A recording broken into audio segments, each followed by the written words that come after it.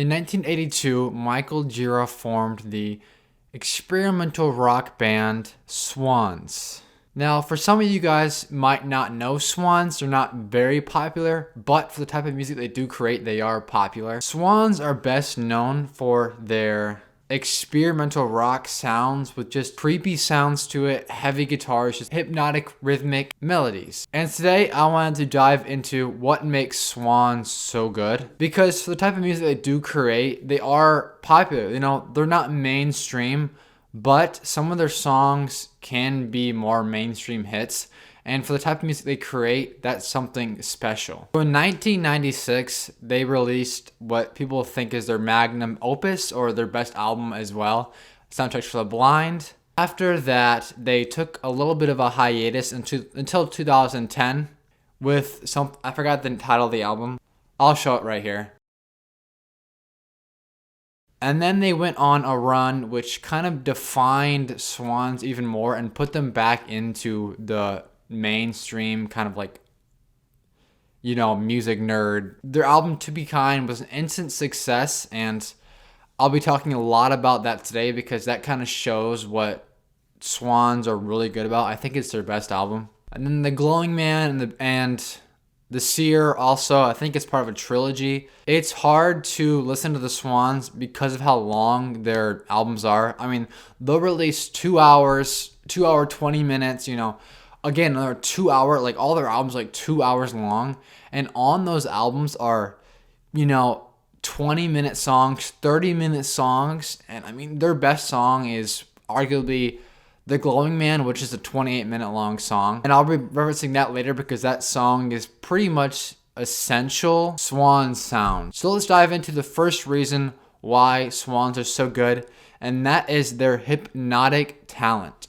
So what I mean by that is, I mean, Swans, they do the same thing over and over, same melody, same rhythm over and over again, but it's so hypnotic and they add so much other things to it. I mean, it's just, Swans aren't the first to do that. It's like a thing, experimental rock, you know, a lot of bands do that, but Swans do it the best. And I do have 5 examples of when they do it the best, starting with their 5th spot, The Glowing Man.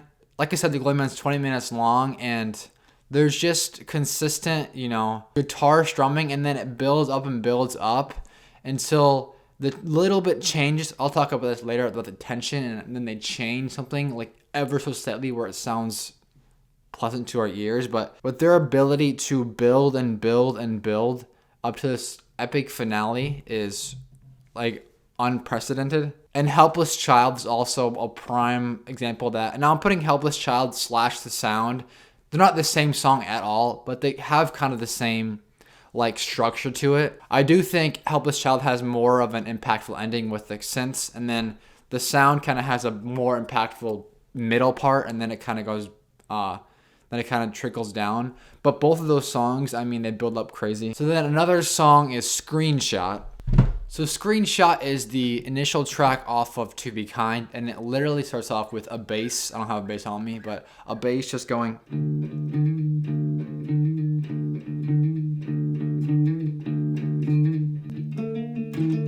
And I mean, that just kind of drives the whole song. And even when piano's coming later, that's the whole beat though. Like, that's just all 3 notes to it. That's literally all it is. And Michael Gira's singing is just words, like just a single word, and then she goes, no pain, no death, no suffering. I mean, it's so hypnotic, and it's what brings us into the album. And then also from the album we have Oxygen.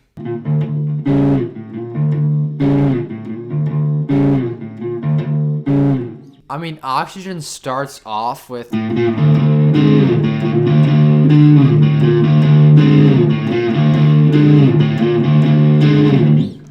it never changes from that the entire song. And that rhythm is just going the entire song all the way through it. And again, Michael Gira is just kind of crazy, like insane, like just weird ass vocals, like I'll steal all the oxygen. I mean, that song is, again, a prime example of just repetitiveness, hypnoticness, but like also at the same time distortion and crunchiness to it that just adds lots of texture to it, and delivers, I mean, an amazing song. And then again from that album, Bring the Sun, I think this is one of the biggest examples of repetitiveness. I mean, literally, it starts out just like this for a couple minutes.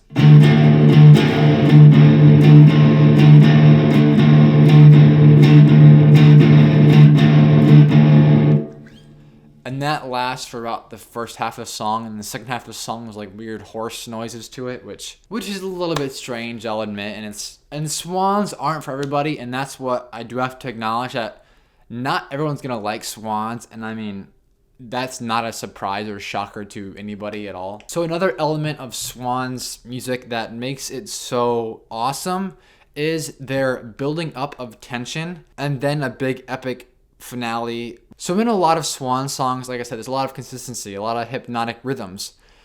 And they break you out of that by adding something different for a quick second. And I'm going to play the Glowing Man real quick, and I'm going to show you an instance of that.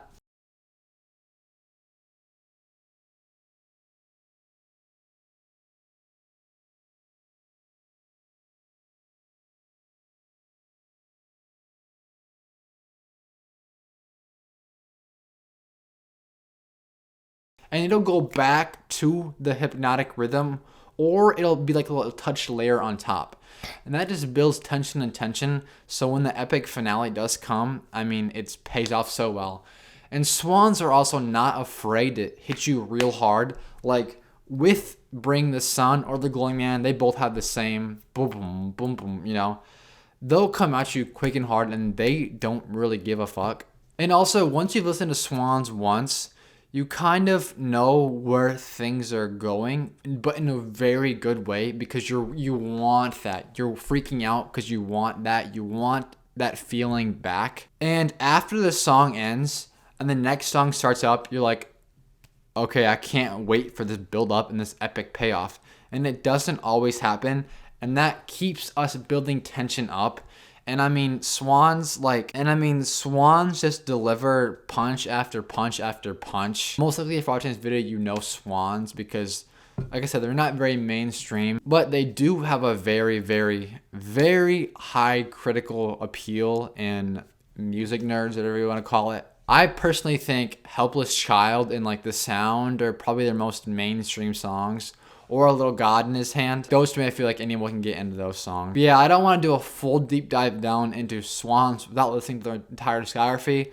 Obviously, that'll take a long ass time because they got like 17 albums, and they do have a new album coming out in the summer maybe called The Beggar. That one I will be checking out for sure and reviewing. So yeah, that's what kind of makes Swans, at like a surface level, what makes Swans so good is their hypnotic rhythm, building up tension, and us starting over and getting excited for the finish. Thank you all for watching. Videos have been a little scarce because I've had a very busy schedule, but hopefully I can keep going out maybe 1 or 2 videos a week. Thank you all for watching. See you next time.